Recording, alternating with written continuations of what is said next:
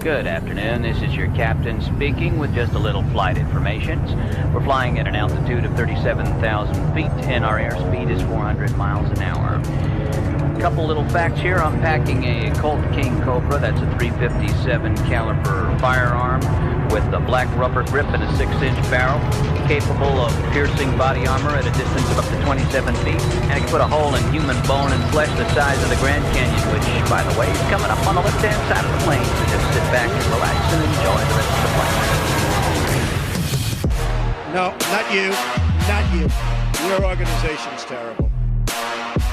Should I tell you? Should I tell you? Oh, you're Boy Scouts, but you know life. You know life. You know I'm totally off script right now. Hello, this is News Dive, and I'm your host, Shane. It is Wednesday, August 2nd, 2023, and let's dive into the headlines. Former President Donald Trump on Tuesday was indicted by a federal grand jury in Special Counsel Jack Smith's investigation into efforts to overturn the 2020 presidential election and the January 6, 2021 attack on the U.S. Capitol. Donald Trump's re-election campaign doesn't just provide the former president with potential pathways to dodging legal jeopardy and seeking revenge on opponents if he were to retake the White House. The campaign also sends out flurries of disinformation-packed fundraising emails to supporters that are becoming increasingly paranoid with each indictment handed down by prosecutors. This scheme is raking in millions of dollars from MAGA fans that are then used to pay legal bills for Trump and various aides and advisors who are also under investigation or facing criminal charges alongside the former president. As former President Donald Trump continues losing court cases and facing serious charges from government prosecutors, new polling finds that despite a rising share of Republicans who believe he may be guilty of serious crimes, support for the former president for the upcoming presidential primaries remains high and extremely stable. Donald Trump's lawyer has apparently decided that the best response to the former president's historic third indictment is to just admit that he committed crimes. Part of the indictment hinges on the allegation that Trump knew full well that he lost the election, but continued to urge his supporters to subvert it via unlawful means. This included demanding that Vice President Mike Pence delay certifying the nation's votes and send in fake electors to falsely certify Trump had won certain states. Trump's lawyer, John Lauro, admitted as much on CNN. Lauro also admitted on national television that Trump tried to use a slate of fake electors. But Trump is not being indicted for lying here. He is being indicted for using unlawful means of discounting legitimate votes and trying to subvert the election results. Well, what's the unlawful means? There was an effort to get alternate electors. That he was trying to overturn which is a protocol fake electors who were not legitimate. That was used in 1960 by John Kennedy. And it was a protocol that was constitutionally accepted. So there's nothing wrong about that. In fact, in the indictment itself, it doesn't allege that there was anything wrong. And the final ask that Mr. Trump made to Vice President Pence was simply pause the voting. There's nothing inherently unconstitutional or illegal about that. In fact, he had an opinion from a very well-known constitutional scholar that said that's fine, that's legal. Except it was not fine. Under the Electoral Count Act, the vice president's job is more ceremonial than anything else, and Pence did not have the right to delay certification. What's more, Team Trump knew it. Lauro also refers to the 1960 election between John F. Kennedy and Richard Nixon. Kennedy had clearly won, but Hawaii's results, which showed Nixon won by just 140 votes, were in doubt. The state's vote underwent a recount, which was still going by December 19th that year, when presidential electors were legally required to cast their ballots. 3 electors cast their votes for Nixon, and 3 alternate electors cast their votes for Kennedy. Trump's allies have often cited this instance in arguing that there was nothing wrong with the fake electors. But the difference is that the Hawaii recount legitimately flipped the state's results to Kennedy.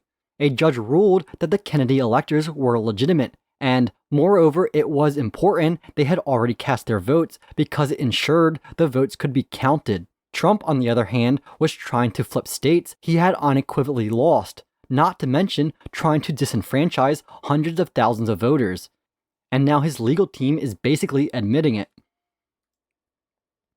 Jeffrey Clark, a top Justice Department official under then-President Donald Trump, suggested using military power to keep Trump in power despite his loss in the 2020 election.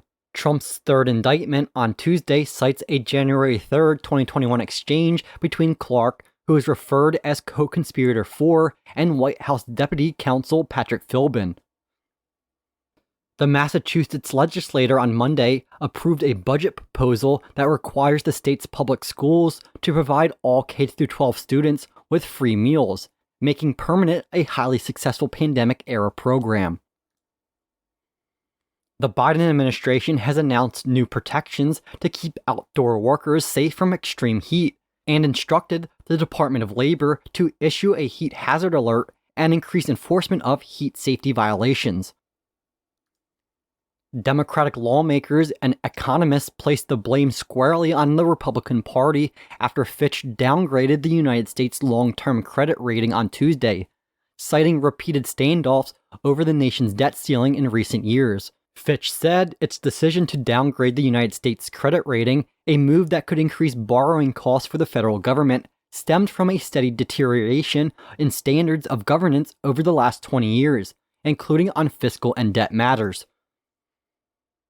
Government ethics advocates on Tuesday welcomed the indictment of former Michigan Attorney General candidate Matt DePerno and ex-state rep Diara Rendon, Republicans who prosecutors say illegally tampered with voting equipment as part of former President Donald Trump's efforts to overturn the 2020 election. The Florida Department of Education has approved a set of education materials created by PragerU, a right-wing group that has explicitly stated it wants to indoctrinate children. According to the group's founder, conservative radio host Dennis Prager, it's actually okay to indoctrinate kids, as long as you're making them conservative. Data recently published by the US Census Bureau shows more than 27 million people across the country didn't have enough food to eat during a one-week period in late June and early July, a 35% increase over the same period in 2021. And that will conclude today's headlines. Minutes after Special Counsel Jack Smith's team delivered the latest round of indictments against Donald J. Trump, detailing his criminal role in the events leading up to January 6, the disgraced ex-president's campaign team compared the prosecution to the actions of Nazi Germany. It was a particularly inane comparison, designed to stir up a blood-curdling rage from the Donald's cultist followers, and to intimidate any wavering GOP politicians who might be tempted to jump ship and say anything, even mildly critical of their 2024 presidential frontrunner. Let's be clear, Trump, who is to appear in a federal court in D.C. on Thursday to answer to the charges, was indicted not on the whim of a dictatorship, but after more than 2 years of precise, deliberate investigations culminating in a determination by a grand jury, the bedrock institution of American justice, that he should be charged with criminal offenses. After failing to concede the 2020 election and triggering the biggest crisis to face America's governing institutions since the Civil War, Trump isn't facing a show trial, but rather a jury of his peers, and then only after he has exhausted all legal avenues to delay the trial. Contrary to his bluster, he won't even be prevented from running for the presidency while he is on trial. If he is ultimately convicted, the ex-president most certainly won't be summarily executed or tortured or marched off to a concentration camp for domestic political prisoners, all of which were likely endpoints for German politicians who ran afoul of Hitler's regime. But the Trump team has never been concerned with the accuracy of their statements. They've long recognized the power of the big lie, the propagandistic value of the political attentant.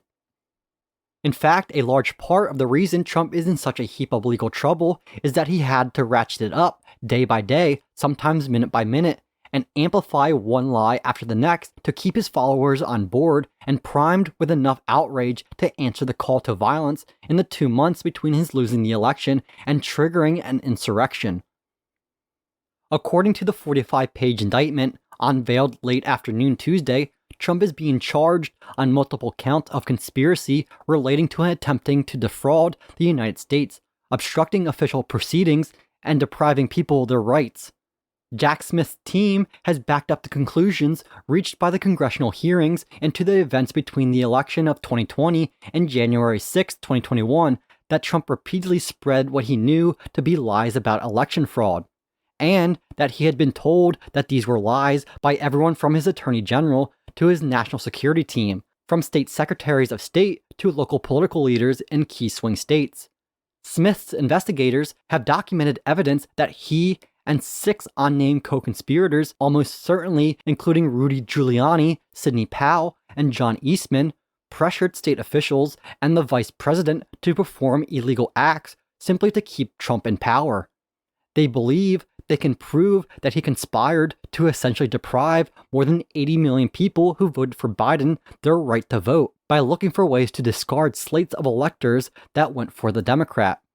The indictment also shows how Trump unleashed the mob to serve his political ends and spent fateful hours on January 6 refusing to call that mob off when it escalated from an angry demonstration to storming the Capitol and trying to hunt down political leaders whom Trump viewed as enemies or traitors.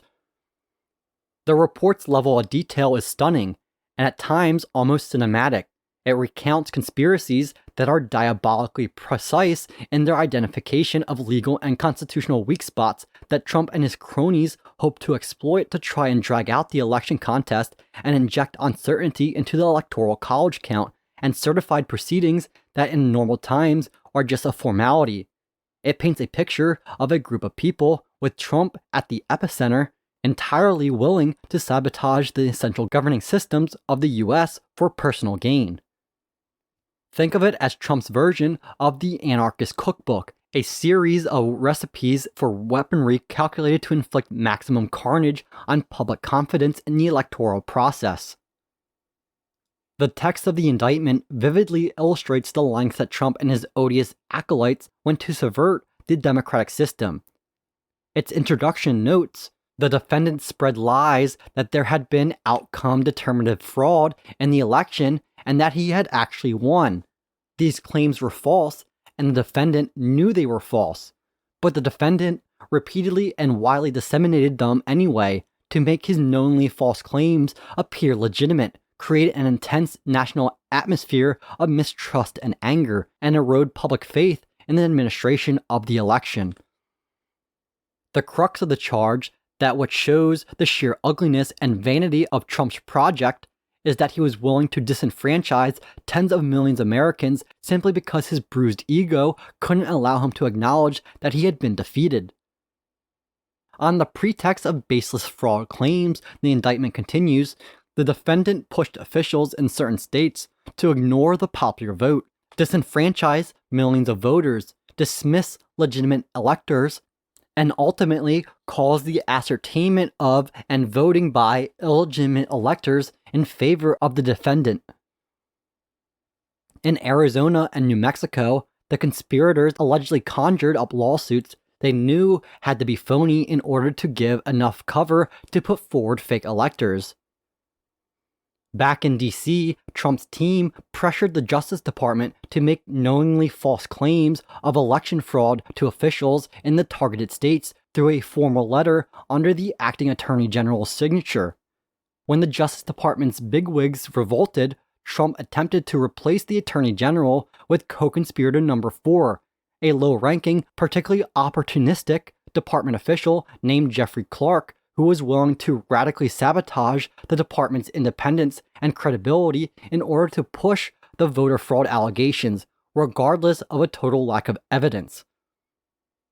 In a normal time, in a normal country, this indictment, essentially detailing how Trump attempted to carry out a uniquely American coup, would be the stake through his political vampire's heart. It would seal his fate from here to all eternity. It would prelude him from running for a dog catcher, let alone a leading candidate for president of the republic. It would give every politician in Congress cover to invoke the 14th Amendment, declare Trump an insurrectionist, and prevent him from running for office again.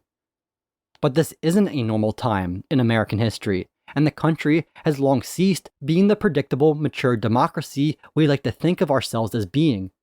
In such an environment, so poisoned by disinformation and the cultism of MAGA, Trump remains competitive. According to a New York Times poll released this week, he's far and away the Republican frontrunner, and looking out beyond primary season, he's in a statistical dead heat with Biden going into the general election. Still, something feels different about this indictment. Mike Pence, who has twisted himself into the most unholy of contortions in recent months by trying to simultaneously denounce both Trump and the indictments building up against him, made his most unequivocal break yet with his erstwhile boss, not even bothering to issue a pro forma defense. Today's indictment serves as an important reminder: anyone who puts himself over the Constitution should never be president of the United States, Pence said on Tuesday. On January 6th, former President Trump demanded that I choose between him and the Constitution. I chose the Constitution, and I always will. It's hardly revolutionary rhetoric, but at least showed more spine than that on display by hapless Ron DeSantis. The Florida governor's only response was to admit that he hadn't read the indictment before blathering on about the weaponization of the justice system. Apparently, the easiest way to defend Trump is to deliberately refuse to read the charges against him. For now, Trump's support remains constant. I suspect, however, that over the coming months that will start to change. The ex-president will be shuttling from one court case to the next, and if today's overheated rhetoric about Nazi Germany is an indicator of his behavior from here on out, he will dial up the nihilism rather than tone it down, aiming to provoke yet more distrust of and violence against the very political system that he seeks to once again gain control of. That might well appeal to his MAGA base, and it might even carry him to the Republican nomination. But it's hard to see how any of this will win over the moderate middle, made up of voters who rejected his attacks on democracy in 2018, 2020, and 2022 come November 2024. And that will conclude today's episode. Please like and follow the show, leave the show 5 stars, a good review, and share it around. Follow the show on social media. You can find links in the description below, and I'll talk to you next time. Bye-bye.